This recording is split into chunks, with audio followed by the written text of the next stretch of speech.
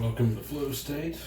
I'm Taylor, and I'm doing kind of an impromptu video in my capacity as a social justice warrior. Didn't feel like being on camera, so I'm just aiming you at my predator mask. Gonna get started, and who knows, maybe I'll drop this audio over some cool visuals or something, because that's the SE way.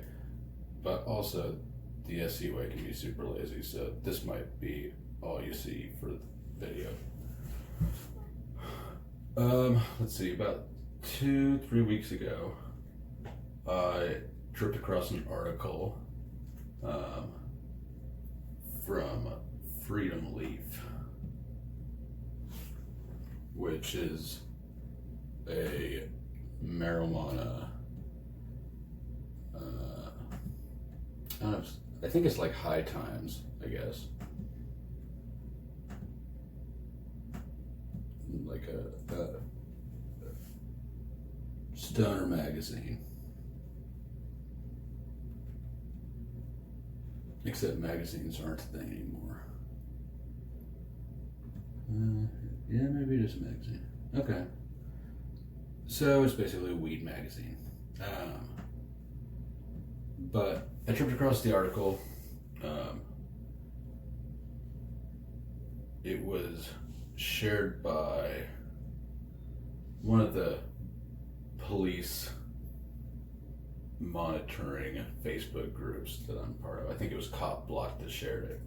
But this article from Freedomleaf it's called "Tragedy in Kansas: Medical Marijuana User Dies After Police Raid." I'll leave a link to it in the comment section below. And I kind of want to just get this out there. I'm sure that I'll talk more about it in the future. It's sort of my cause of the moment. At the time when I read this, I thought about doing a video on it, but life happened, and I didn't. I did share it all over social media, my Facebook, Twitter, all that shit. And I left a comment on the article at the bottom. My comment was, "Public defender won't get her justice, just a shitty plea deal and a felony. Anyone know if there's a defense fund or something? This woman needs a lawyer." And I guess that response doesn't have any context right now, so it doesn't mean anything, but it will shortly. And the woman I'm referring to responded to me tonight, and she dropped a link to a GoFundMe page. It's not GoFundMe, it's fundraiser. Anyways, I'll drop that link below too. But what I'm going to do is I just am going to read this article and try to comment on specifics as little as possible. I did talk to her a little bit via Messenger. She declined to do an interview or any social media talking about the situation at the advice of her attorney. And she did say that, though, that this news article pretty much represents the story accurately, and it does a good job of capturing the situation in basically its entirety. I think maybe she was just telling me that because I was asking her questions, even though she told me that she's not gonna do interviews and talk about it. Anyways, this is "Tragedy in Kansas: Medical Marijuana User Dies After Police Raid" by Doug McVeigh, published on July 29th, 2019. Jennifer Hess, her husband, Homer Wilson, and their 2 sons were minding their own business on the night of Thursday, May 23rd, in their Eureka, Kansas home when police knocked on the door. What happened next would change their lives forever. The officers said someone had reported screaming coming from my house, let me restart that last sentence. The officers said, quote, someone had reported screaming coming from my house, which there wasn't, and I went to close the door. At that point, they forced the door open. 2 of them entered the house, and they demanded I go outside, end quote. Hess tells Freedomleaf. On June 14th on Facebook, she wrote, they said they were getting a search warrant, alleging they had seen drug paraphernalia in the house. Police searched the house and found 293 grams of cannabis, quote, all personal use, end quote. Hess and Wilson both had medical conditions and used marijuana for that purpose. She said, quote, they made up a reason to come to my door, probably because there was no one we associate with to do a controlled buy, end quote. Wilson and Hess were arrested on the following charges: distribute marijuana 25 to 450 grams, possession of paraphernalia with intent to manufacture, plant, cultivate a controlled substance, possession of opiate, opium, narcotic, or certain stimulant, no drug stamp for marijuana or controlled substance, 2 charges of aggravated endangering a child, reckless situation to child, 1 for each of their sons, possession of marijuana, possession with intent to use drug paraphernalia into the human body. They were arrested and taken to Greenwood County Jail. Their sons, Ashton 15 and Holden 11, were placed in protective custody. Bail was set at $50,000 each. Right here, I'm just gonna throw in a few comments.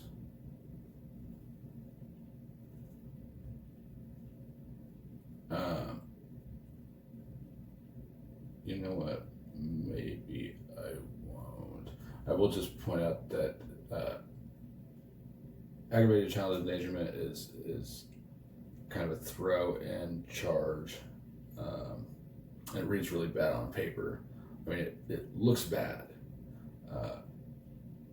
In reality, the way that the law works in Kansas, as in a lot of other places in the country, possession of drugs with intent to distribute is legally the same thing as distribution. So intent is the same as actually distributing. Intent is can be established based off nothing but the quantity of drugs found. So, for instance, with meth, coke, heroin, all these you can get possession with intent to distribute with like $100 worth of shit. Grams. So the amount of pot they had fell into presumptive possession with intent to distribute, and then with that charge, the prosecutor threw in the child endangerment charges, which under Kansas law, having children in a house that is used for cultivation, I'm rolling off memory here, cultivation, manufacturing, distribution, or intent to distribute is considered child endangerment. So there's a whole domino line of legal assumptions to get to endangered children. Now, back to the article. The story, however, gets much worse. On Friday, June 7, according to a press release from Greenwood County Sheriff Heath Samuels, as reported by the Emporia radio station KVOE, quote, Greenwood County EMS and Eureka Rescue responded to a call that an inmate was experiencing medical issues. Prior to EMS arriving on scene, deputies began administering CPR before the inmate, identified as Homer M. Wilson Jr. of Eureka, was taken to Greenwood County Hospital by ambulance. The sheriff's office reports Wilson was later pronounced deceased. Due to this being an in-custody death, the investigation into the cause will be handled by the Kansas Bureau of Investigation. Hess tells Freedomleaf about Wilson, who was 35. Quote, he had mitral valve prolapse, which is a heart condition, hypertension, bipolar, and ADHD, and also some issues with his ear. He was not about to die before we went in. He was on several medications, mostly for blood pressure and on lithium. End quote. Hess, who is 39, suffers from severe depression, general anxiety, social anxiety, ADHD, and fibromyalgia. Quote, we were absolutely using cannabis medically, end quote, she said. On Facebook, Hess explained, quote, on June 7th, I was preparing to bond out and was taken to the interview room and informed by the sheriff and a KBI agent that my husband had a medical emergency and he didn't make it. They proceeded to ask me questions about his health and habits, then left me in the interview room for about 30 minutes. Now I'm separated from my kids and unable to be with them during this difficult time and facing serious charges, all alone. I'd like to know what makes us such a danger to society that my husband deserved to lose his life. End quote. Real quick, I will point out that not only is she alone during this trying time, but also, I'm sure that her kids are having a perfectly traumatic experience, all in the name of their safety. The cause of Wilson's death remains unknown. Quote, I was told the report would take about 90 days from the time of death. I have to request that from district court, end quote. Hess's children were placed with a family by a local nonprofit to whom custodies are outsourced. Quote, St. Francis is a religious organization, she said. They handle these kinds of situations and they're going to try to reintegrate them back into the home. But I'm looking at them being gone until December at the soonest, from what I'm told. That's a lot of time with my kids that I can't get back. I get to see them once a week, supervised, end quote. Meanwhile, Hess is undergoing court-ordered treatment for substance use disorder, which she doesn't have and for which she has to pay, and is going to court to fight the long list of criminal charges. About the cultivation charge, she relates, quote, it was because I had a grow tent, which was not fully assembled and had never been used, and I had no intention of using it for that purpose in the state of Kansas. But apparently they thought that was enough to consider it cultivation. In Kansas, according to NORML, NORML, the National Organization for the Reform of Marijuana Laws, if I remember correctly, is what that acronym stands for. Possession of 25 to 450 grams of cannabis is a felony that faces penalties of 46 to 83 months in jail, prison, and a maximum fine of $300,000. Cultivation is also a felony, although in Hess's case, no plants were found. Possession of paraphernalia is a misdemeanor. Kansas does not allow residents to use medical marijuana. One of the possession counts is for what the police suspect is methamphetamine, a charge Hess strongly denies. don't do meth. I did not have meth. There was both a urine and a follicle test of me and a follicle test of my husband, and neither one of them showed positive for meth. You'd think they could concern themselves with people who are actually manufacturing and doing meth. End quote. Hess can't afford her own lawyer, so she's been assigned a court-appointed attorney, Chris Pate. He didn't return phone or email messages left by Freedomleaf. Of course he didn't, because court-appointed attorneys in Kansas are paid, I think $310 a case.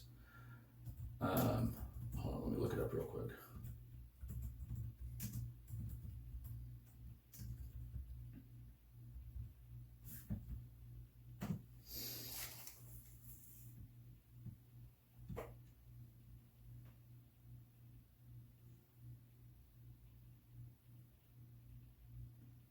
Counsel appointed as attorney or guardian ad litem will be paid at the rate of $300 per appointment. So, I mean, that's an hour and a half of time for a court-appointed attorney, estimate, Kansas. Say it's $200 an hour to get a private attorney. The state of Kansas buys defendants an hour and a half of legal time to allow them, in theory, to allow them to fairly defend themselves against a fucking government institution with unlimited resources, basically. I know that I looked up Pratt County a while back, and I think it, and again, I'm rolling off memory, so it might not be exact, but if I recall, Pratt County has, in 2018, Pratt County, Kansas spent, I want to say $18,900 per criminal case versus $300 for the defense. I mean, it's just staggeringly, mind-numbingly unjust, unfair, and although, if you've ever been arrested, the cops arresting you, be like, well, it's up to you and the judge now, if you're innocent, you can prove your innocence in court. No, motherfucker, the minute you get charged, you're basically scrambling to maybe get out of it. Or maybe even prove your innocence, Anyways, back to the article. So, Hess contends that the original search was a violation of her Fourth Amendment rights. Quote, as far as I'm concerned, they were trespassing. When they shoved their way in, they were breaking and entering. I'm the kind of person that wants a simple domestic life. Then these jackbooted thugs forced their way into my house, kidnapped my children, took my freedom, and killed my husband. When it comes to injustice, I'm not one to keep my mouth shut ever. End quote. End of article. So having the legal experience as a defendant of rural Kansas's overactive Gestapo, the county she's in is about an hour and a half away from the county that I was charged in for my drug offenses. I absolutely do believe when she says that they just barged in the house and said they saw paraphernalia. My situation wasn't that extreme, but I do know that they justified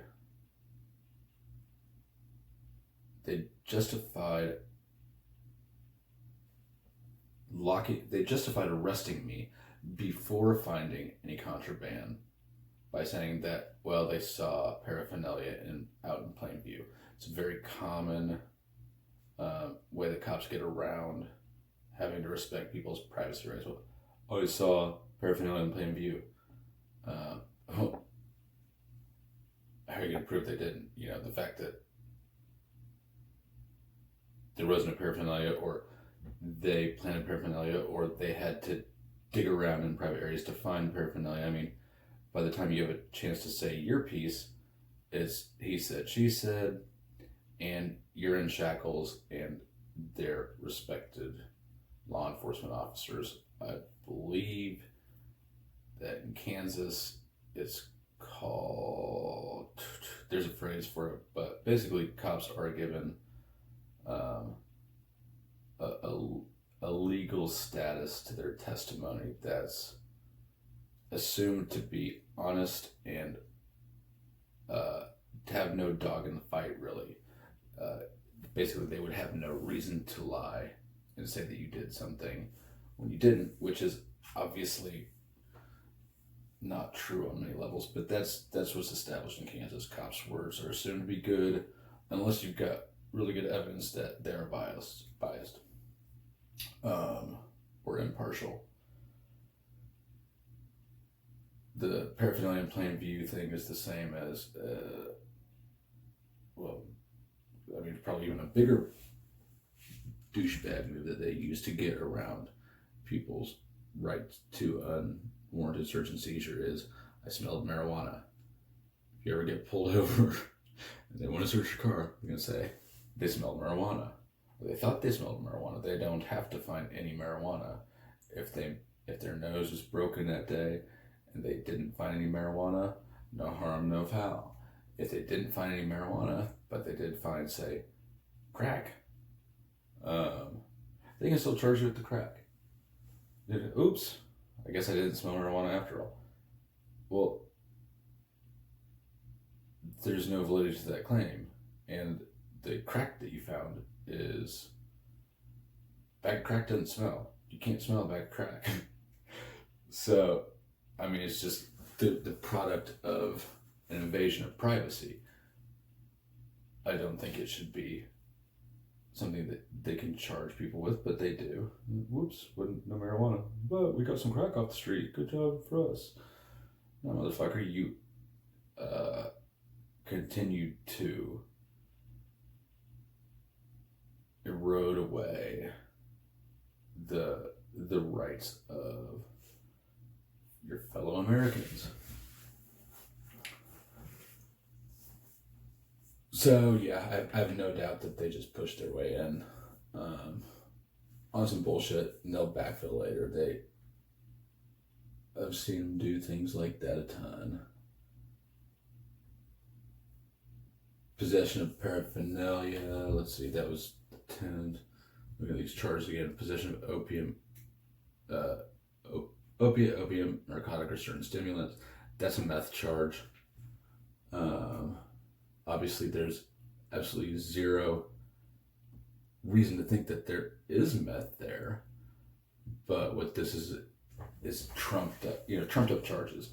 If you slap the defendant with a shitload of felony charges, and gnarly ones too, several things happen. One, you put hella pressure on them to take a plea deal.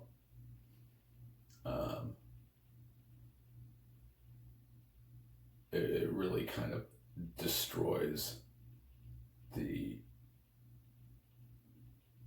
trial process altogether. Just crush them with I mean, I was looking at 17 years worth of charges for my drug buzz.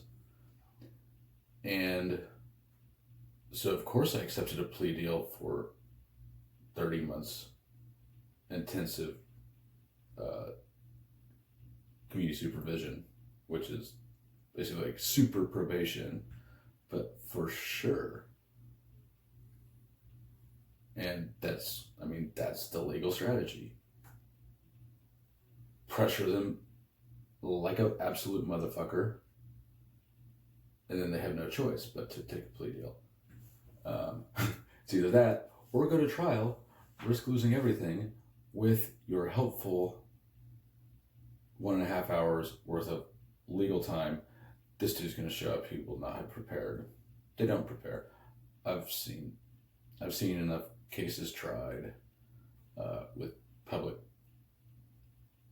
with court-appointed attorneys representing a defendant. It's a joke. They don't prepare. They don't really even try. They just show up, do enough to get by, and quit. If anything, they're irritated that they're there at trial because really they expect just their role to be passing the papers from the prosecutor to the defendant so that he can sign the plea deal and pass it back. Let's see. So the meth charge, that is bullshit. And they will offer to drop it in the plea deal. It should never have been there. Distribution of marijuana, of course, that's rounding up. I'm sorry, distribution. That's presumptive distribution. She has some pot. Possession of paraphernalia with intent to manufacture, cultivate. That's the unset up tent. There were no plants around. So that's a trump up. No drug stamp. That's that stupid ass marijuana law from the 30s or whatever, that you have to have a tax stamp for marijuana distribution. It's like just a double whammy. It's stupid. The irony or whatever stupidity of it is that since marijuana is illegal, you cannot get a tax stamp to sell marijuana.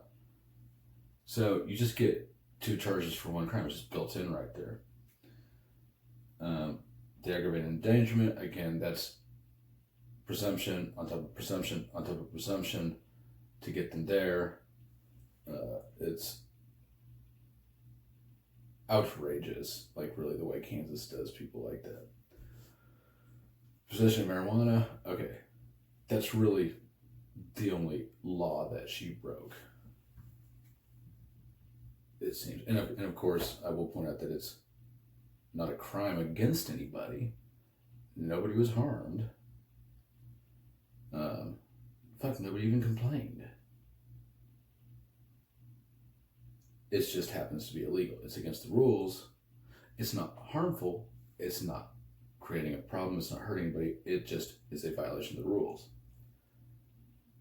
And possession of drug paraphernalia with intent to, so yeah, it's basically just, you had a paraphernalia charge. That's a misdemeanor. They'll probably offer to drop that too, but I mean, if whatever. So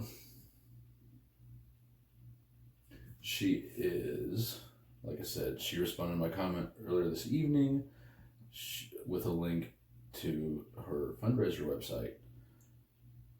She has social anxiety. Her husband's dead. Her kids are gone. St. Francis, despite the way that it's described in this article, the St. Francis organization is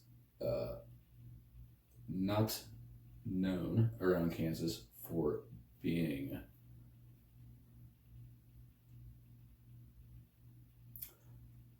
how is it phrased there? From my understanding, St. Francis is basically the organization that permanently removes your kids from your home. They will give you the chance to win them back, but it's a long uphill slog to do so. And I don't know any of this firsthand. I've never interacted with them, but from what I hear, word on the street is that they're really kind of working against you, certainly not pulling for you, or helping be conducive to reintegrating the family.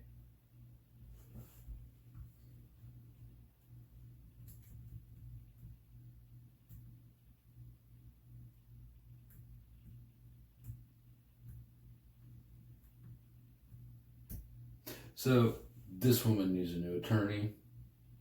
Chris Pate ain't gonna do her justice. The county attorney down there, his name is Joseph Lee, the Greenwood,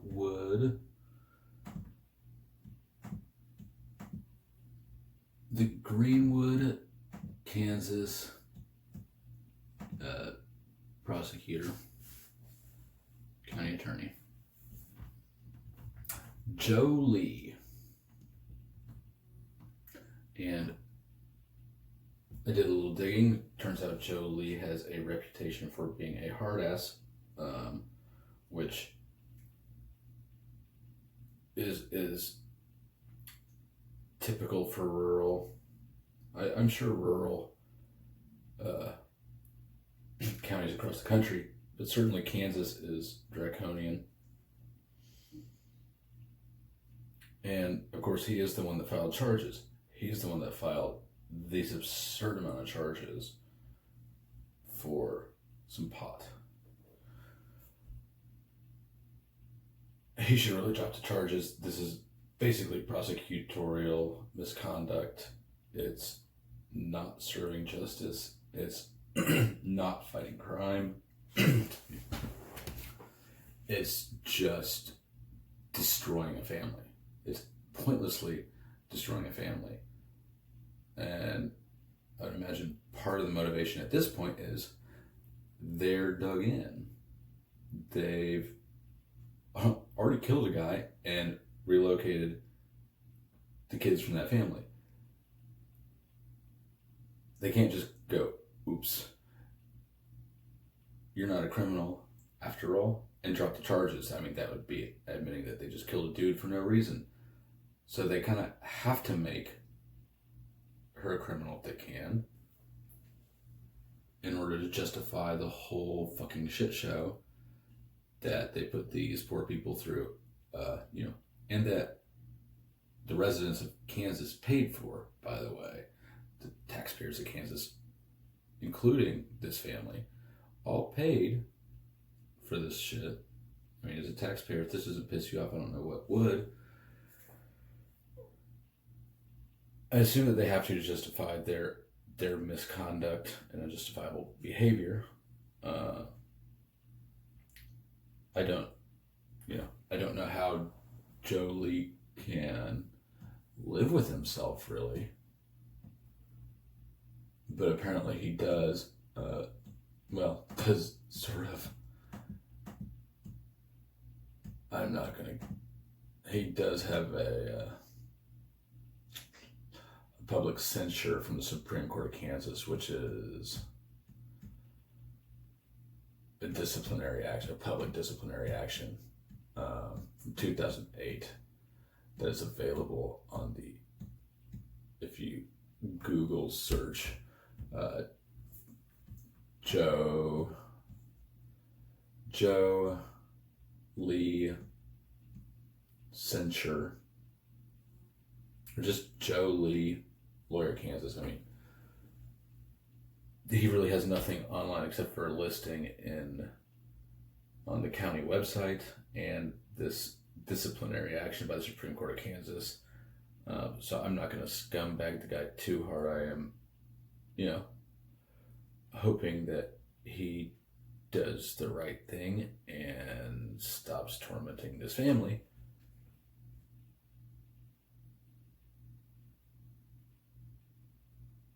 Maybe that would help him with his crippling depression, which is listed as a mitigating cause. I mean, that's his excuse for his misbehavior. And the censure is depression.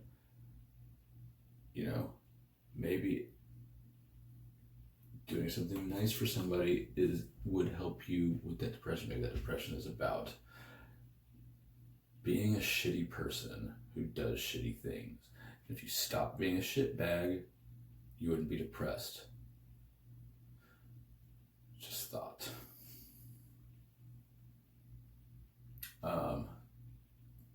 That's the end of my rant, I guess. Like I said, links below to the article. The fundraiser, please do contribute to this if you can.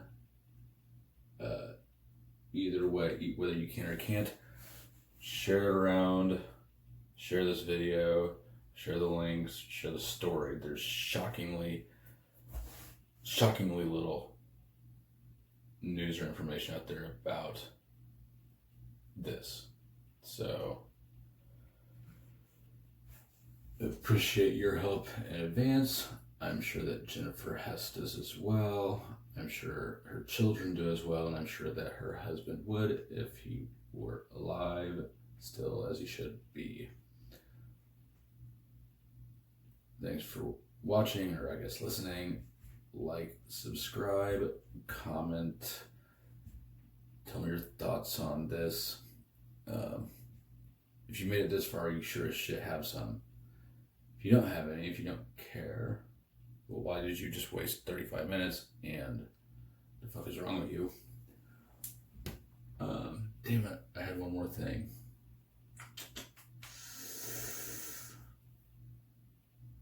Oh. Nah, that's alright. Alright, I'm sure there'll be more on this. Thanks for watching.